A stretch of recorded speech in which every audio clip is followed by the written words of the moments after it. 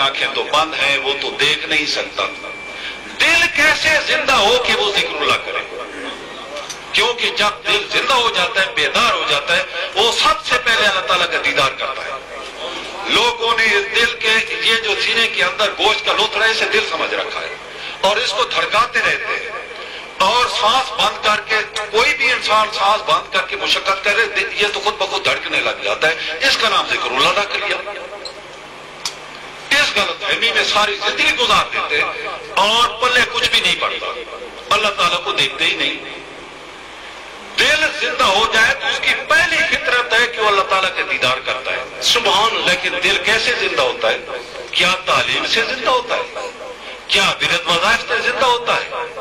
کیا تسبیحات سے زندہ ہوتا ہے؟ حج سے، نماز سے، جہاد سے، اس سے زندہ ہوتا ہے؟ ہرگز نہیں ہوتا اس سے دل زندہ. دل کس سے زندہ ہوتا ہے؟ تلقین سے. یہ نقطہ سمجھنے کی ہے، سمجھنے کا ایسے سمجھے. دل کس سے زندہ ہوتا ہے؟ تلقین سے.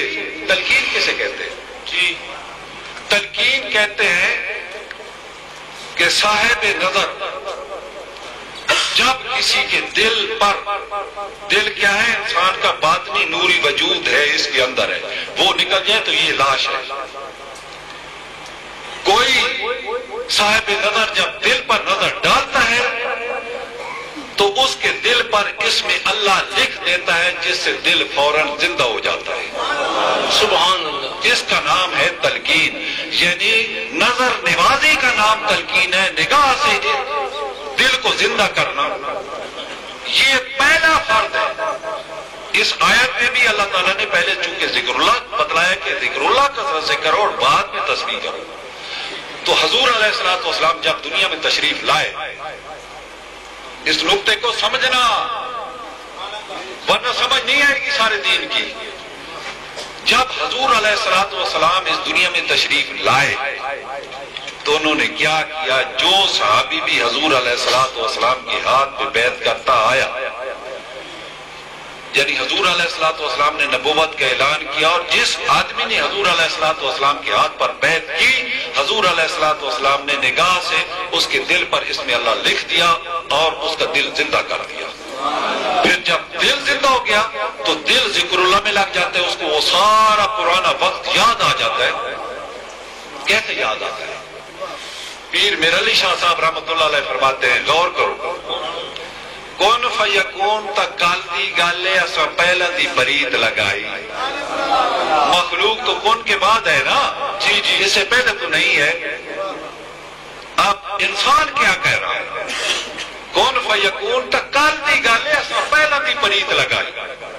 اور میرے مرشد پاک سلطان العارفین حضرت سلطان باہو رحمۃ اللہ علیہ فرماتے ہیں، کون فیکون جدوں فرمایا اسا بھی کولے ہاسے ہوں، ہکے تہاسے ذات ربے دی ہکے جگ وچ ڈھونڈ ریاسے ہوں، ہکے تہائی لا مکان اسادا، لا مکان میں مخلوق داخل نہیں ہو سکتی. سبحان اللہ. بے شک بے شک. ہکے تہائی لا مکان مکان اسادا ہکے آن بتاں وچ پھاسے، غیر جسمانی بتوں میں. نفس پلیت پلیت چکیتا یا حضرت باہو کو یسل پلیت تنا سے ہوں. غور کریں کہاں بات پہنچ رہی ہے. حضور علیہ السلام کیا کرتے رہے؟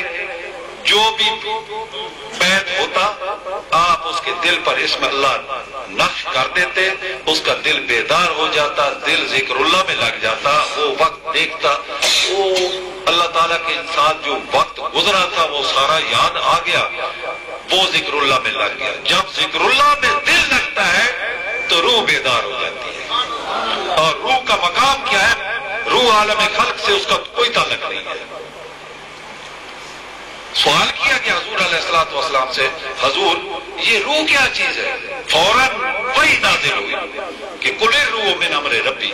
میرے محبوب آپ فرما دیں کہ روح عالم امر کی چیز ہے، عالم خلق کی نہیں ہے جو تمہاری سمجھ میں آ جائے. روح بیدار ہو جاتی ہے تو اس کا تو گھر بھی لا مکان ہے، وہ تو مخلوق میں ٹھہر سکتی نہیں. وہاں حضور علیہ السلام کی مجلس میں اس کا مقام بن جاتا ہے. تمام ارواح جو ہے، ارواح قدسیہ، وہ عالم لاہوت میں رہتی ہیں. ان کا گھر ٹھکانہ ان کا سب کچھ وہی ہے، اللہ تعالیٰ کے بارگاہ میں، اللہ تعالیٰ کے قرب میں، اللہ تعالیٰ کے پاس ہے، وہاں رہتے ہیں۔ اب اگر دل بھی بیدار نہیں ہوا، روح بھی بیدار نہیں، تو ہم حضور علیہ السلام کو پہچان نہیں سکتے۔ کیا نتیجہ نکلتا ہے؟ جب حضور علیہ السلام کو پہچان نہیں سکتے تو کیا نتیجہ نکلتا ہے؟ اللہ تعالیٰ فرماتا ہے کہ میرا نبی تو مومنوں کی جان سے بھی زیادہ ان کے قریب ہے، اور ہم کیا کہتے ہیں؟ اور اللہ تعالیٰ نے یہ بھی فرمایا کہ میں نے اپنے حبیب کو رحمت بنا کر بھیجا ہے دونوں جہانوں کے لیے۔ کیا جہان ختم ہو گئے؟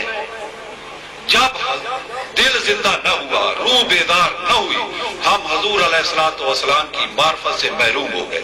نتیجہ کیا نکلتا ہے؟ ہم کہتے ہیں یہ جی یا رسول اللہ کیوں کہتے ہو؟ حضور کوئی زندہ ہے، حضور کو سن سکتے ہیں؟ نعوذ باللہ، وہ تو مر گئے، وہ تو فوت ہو گئے۔ سبحان اللہ، تیری عقل پہ، تیری سوچ پہ حیرت ہوتی ہے کہ اللہ تعالیٰ نے دنیا میں دو طاقتیں پیدا کی ہیں، ایک خیر کی طاقت، ایک شر کی طاقت۔ خیر حق ہے، شر باطل ہے۔ حق کا مظہر حضور علیہ السلام کو اللہ تعالیٰ نے بنایا، اور باطل کا نمائندہ اللہ تعالیٰ نے، اس کا مظہر اللہ تعالیٰ نے شیطان ابلیس کو بنایا۔ تیری عقل پہ وارے وارے جاؤں، حیرانگی ہوتی ہے تیری عقل پہ۔ تو شر کو تو ہر وقت حاضر ناظر سمجھتا ہے کہ شیطان ہر آدمی کے ساتھ ہر وقت ہے، ہر وقت گمراہ، اسے گمراہ کرتا رہتا ہے رات دن، اور تو حق کو بردا سمجھ بیٹھا، اپنے سے دور کر لیا۔ ارے نالائق، جب تو حق کو اپنے سے دور سمجھے گا تو اللہ تعالیٰ کے ایک اٹل فیصلہ ہے۔ اللہ تعالیٰ فرماتا ہے انا عند ظن عبدی بی فلیظن بی ما یشاء، میں اپنے بندے کے ساتھ اس کے گمان کے مطابق ڈیل کرتا ہوں۔ اب میرے بندے پر یہ منحصر ہے کہ میرے ساتھ کیسا گمان رکھے۔ تو نے جب گمان کر لیا کہ مجھ سے حق دور ہے تو حضور علیہ السلام دور ہو جاتے ہیں، اور پھر شیطان نفس حب دنیا تجھ پر غلبہ پا لیتے ہیں، شر تم پر غالب ہو جاتا ہے۔ حق کی طرف تو رجوع کرے گا تو حق تیری مدد کو آئے گا۔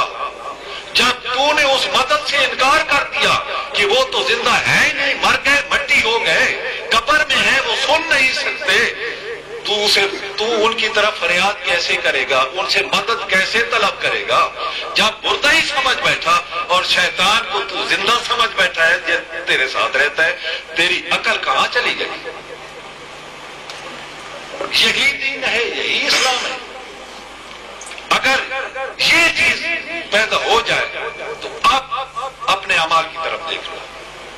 ہم سب لوگ نمازیں پڑھتے ہیں، چاہے ہم دیوبندی ہیں، چاہے ہم اہل حدیث ہیں، چاہے ہم شیعہ ہیں، چاہے ہم بریلوی ہیں، کسی بھی فرقے سے ہے تعلق ہے ہمارا، نمازیں پڑھتے ہیں نا، جیسے بھی ہیں ہمارے فرقوں میں پڑھتے ہیں نا۔ تو نماز کے متعلق اللہ تعالیٰ نے کیا فرمایا؟ ان الصلاۃ تنہی عن الفحشاء والمنکر، بے شک نماز کا یہ وصف ہے کہ یہ بے حیائی اور برائی سے روک دیتی ہے۔ اب ہر نمازی اپنے اندر جھانک کر اپنے آپ سے سوال کرے کہ کیا میری نماز نے مجھے جھوٹ بولنے سے روک رکھا ہے؟ جواب آئے گا نہیں۔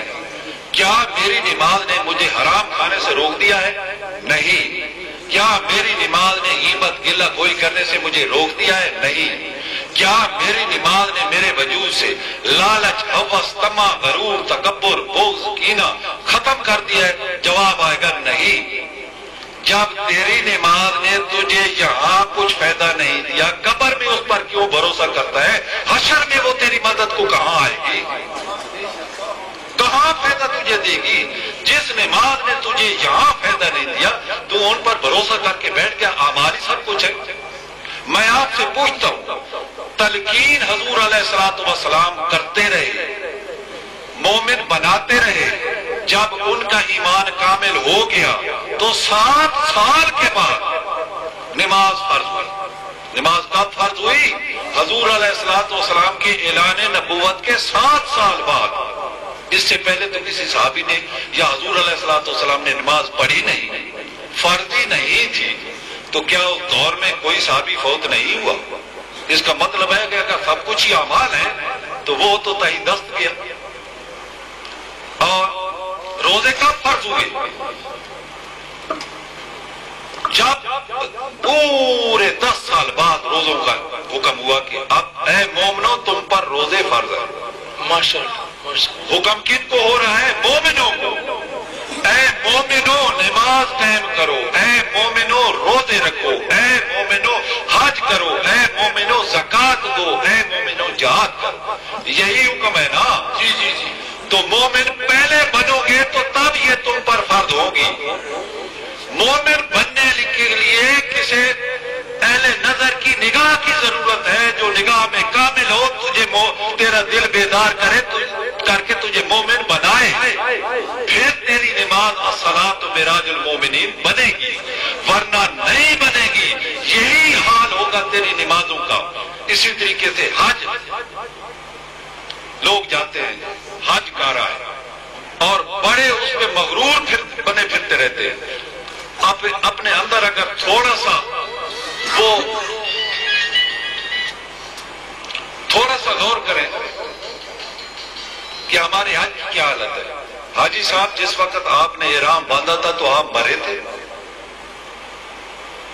آپ نے موت کی حالت خود پر وارد کی تھی کہ میرے مولا میں تو یہ کفن پہن کر جب احرام باندھا تو کفن پہن کر تیری بارگاہ حق میں ہاتھ کھڑا ہوں، میں تو مردہ ہوں، دنیا سے میرا تعلق گیا، اولاد سے گیا، بیوی بچوں سے گیا، سب کچھ سے گیا، میں مر کر یہ کفن میرے گلے میں ہے، میں ابھی قبر سے اٹھ کر آ رہا ہوں تیری بارگاہ میں، اللہم لبیک. کیا تیری یہ حالت ہوئی تھی؟ کہے گا نہیں. تو خانہ کعبہ میں گیا تھا، خانہ کعبہ اللہ کا گھر ہے، کیا تجھے گھر والا ملا تھا؟ نہیں. قربانی کی تھی؟ ہاں جی کی تھی. کیا کیا تھا؟ بکرا ذبح کیا تھا. اس کے گلے پہ چھری چلائی تو اپنی میں پر، اپنے نفس کے گلے پر بھی چھری چلائی تھی؟ نہیں چلائی. وہ زندہ کا زندہ ہے. حضور علیہ السلام کے روضہ مبارک پر گئے تھے؟ ہاں گیا تھا جی. حضور علیہ السلام ملے ہیں؟ نہیں ملے. پھر کیا کرنے گیا تھا؟ پھر تو جغرافیہ پڑھ کے آ گیا ہے، حج تو تیرا نہیں ہوا. ہاں اتنا ضرور ہوا کہ تو جب خانہ کعبے پر تیری نظر پڑی تو اللہ تعالیٰ نے دیکھا کہ میرے گھر کے دروازے پہ یہ آ گیا ہے، یہ گناہوں سے لدا ہوا ہے، اس پر وزن ہے، بوجھ ہے گناہوں کا. اللہ تعالیٰ نے اسی صرف پہنچنے پر تیرے وجود سے وہ گناہوں کا جو بوجھ تھا اتار تو تجھے تیرے سارے گناہ بخش دیے. تو بخشا تو گیا لیکن حج نہیں کر سکتا. جیسا گیا تھا ویسا ہی واپس آ گیا. وہاں بھی تجھے بیوی بچے یاد آ رہے، مردوں کو بھی یاد آتے ہیں کبھی. تو مر تو سکا نہیں. اس حج پہ تو کیسا ناز کر رہا ہے، کیوں کر رہا ہے؟ یہ ساری کی ساری باتیں جتنی ہیں ہم اعمال کرتے ہیں ان کا حشر یہ ہے. کیوں ہے؟ ہم نے ذکر اللہ چھوڑ دیا، ذکر اللہ کو سمجھا نہیں کہ ذکر ہے کیا. زبان استعمال کر رہے ہیں، ساری رات بیٹھے الہو الہو الہو. ارے اس سے دل زندہ نہیں ہوتا، دل کسی کی نظروں سے زندہ ہوتا ہے. دل زندہ کرا جو تیرا دل ذکر کرے، اور ذکر یاد کا نام ہے، یاد تصور کا نام ہے، زبان کا کام ذکر نہیں ہے. تو اسے زبان سے کرا رہا ہے، یہ تو بھائی تسبیح ہے. تسبیح علیحدہ فرض ہے، ذکر علیحدہ فرض ہے. تو ہرگز مومن نہیں بن سکتا.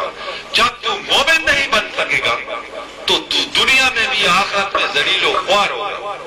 غور سے میری یہ بات سننا، کیسے ہوگا؟ اللہ تعالیٰ نے فرمایا وَلَا تَهِنُوا وَلَا تَحْزَنُوا وَأَنْتُمُ الْأَعْلَوْنَ إِن كُنتُم مُؤْمِنِينَ. اے مسلمانوں سستی مت کرو اور غم و فکر بھی مت کرو، تمہارا ہی غلبہ ہوگا روئے زمین پر بشرطے کہ تم مومن بن جاؤ. یہ کون کہہ رہا ہے؟ اللہ. بولو یار، کون کہہ رہا ہے؟ کیا کہہ رہا ہے اللہ تعالیٰ؟ کہ اگر تم مومن بن جاؤ تو روئے زمین پر تمہاری حکومت ہوگی، تمہارا غلبہ ہوگا. کون کہہ رہا ہے؟ اللہ. کس سے کہہ رہا ہے؟ ہم سے کہہ رہا ہے. آپ خود خود انصاف کریں، کیا اس وقت روئے زمین پر مسلمانوں کا غلبہ ہے یا مغلوب ہے؟ مغلوب ہے تو پھر مان لو کہ انسان کی تین حالتیں ہوتی ہیں، ان میں سے ہماری کون سی ہے؟ یا وہ کافر ہوتا ہے، یا منافق ہوتا ہے، یا مومن ہوتا ہے۔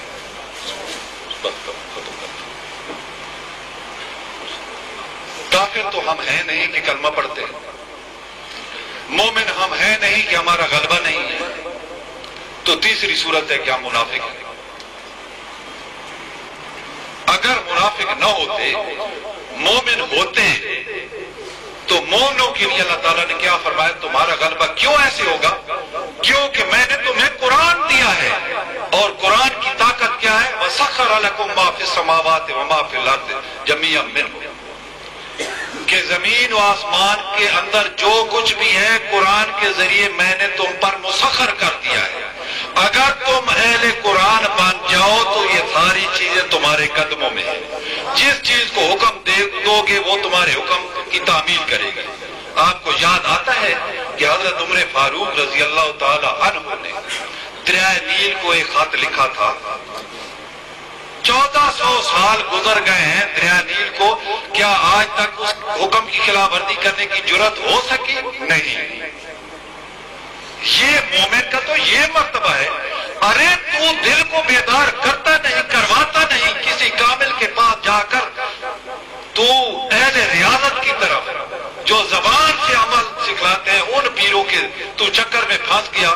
وہ پیر جو اللہ تعالیٰ کو خود دیکھ نہیں سکا تجھے کیا دکھائے گا؟ اہل نظر کو تلاش کرو میرے بھائی، اور دل زندہ کرنے کا جو عمل ہے، یہ جو نگاہ ہے یہ تو توفیق ہے، عمل کیا ہے؟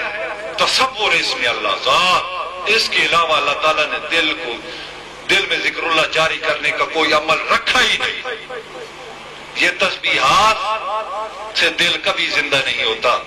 اللہ تعالیٰ ہمیں یہ سمجھنے کی توفیق عطا فرمائے، اس پر عمل کرنے کی توفیق عطا فرمائے۔ وما علیہ الا البلاغ۔ جزاک اللہ۔